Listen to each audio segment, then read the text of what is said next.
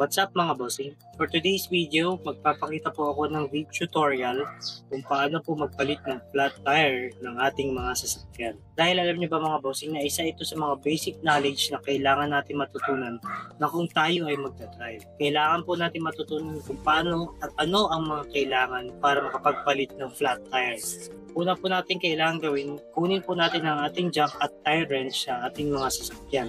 Sa sitwasyon ko po ngayon, gagamit ako ng mga adapter dahil nagpalit na po tayo ng lug nuts ng ating sasakyan. Hindi po kasi ito yung stock lug nuts ng aking sasakyan, pero kung stock lug nuts ang nakakabit pa rin po sa inyong mga gulong, ay okay na gamitin lang natin yung kasamang tire wrench sa ating mga sasakyan.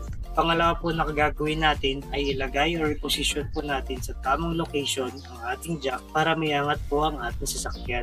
Kung makikita po ninyo sa ilalim ng ating sasakyan ay meron po itong tinatawag na jacking points. Ito po yung lugar sa ating mga sasakyan kung saan safe ilalagay ang jack para mayangat yung sasakyan. Pero bago po natin iangat mga bossing, ay luwagan po muna natin counterclockwise sa mga lug nuts para madali natin matanggal ito pag inangat na ang ating sasakyan.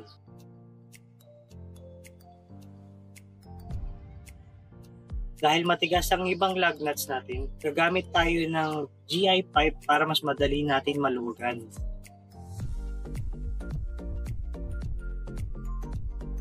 Once maluwagan na natin ang lug nuts, ay iangat na natin ang sasakyan para madali natin mahugot ang gulong.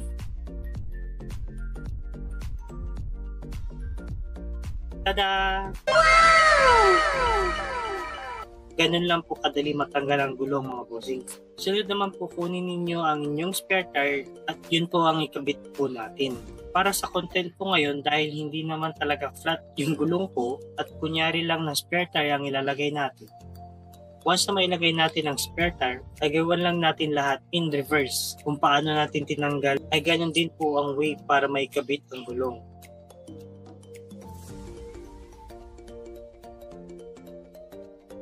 Once may baba na natin ang sasakyan, ay doon na po natin totally hihigpitan ng lug nuts ng ating gulong. Sa ngayon dahil wala akong torque wrench, nagamit po tayo ng instinct at konting dasal na hindi po mag-loose thread ang ating mga lug nuts pag nasobrahan sa higpit.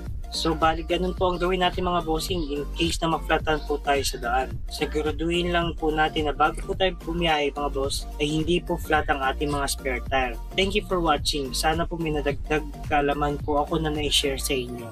Salamat!